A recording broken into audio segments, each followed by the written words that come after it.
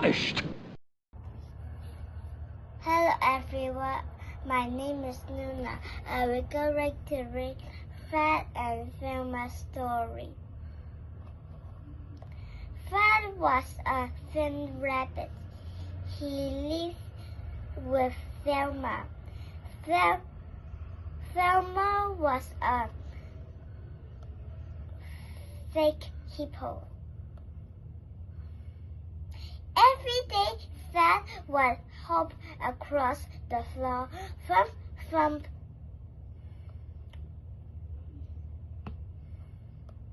Every day, Velma would stand across the floor, thump, thump, thump. They made a thundering racket. All day long, the thing that Velma liked to do most was to take a bath. She was thankful that she had a big bathtub. She would take 3 baths a day. Shots would spin over the top of the bathtub. They would trip down into the hole under Fred and Velma's place. Theo and Beth lived in the home under Fred and Velma.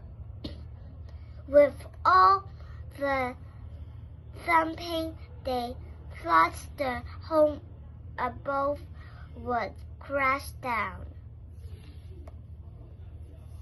With the thumping and the stops, Theo and Beth were mad. They did not want to have Velma and Fred to live in the home over.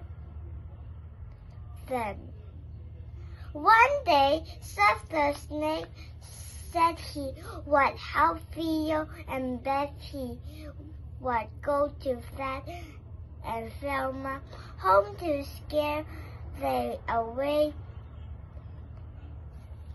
Seth surveyed into Fred and Velma's home. He slipped right into the bath to hide. Velma came to take a bath. Both Velma and Fred were shocking to see such a big thing stay in her bathtubs. Fred and Velma both ran away. Theo and Beth thanked Seth. I don't think Fred and Velma will come back, Seth said. They are both scared of snakes. Bye-bye.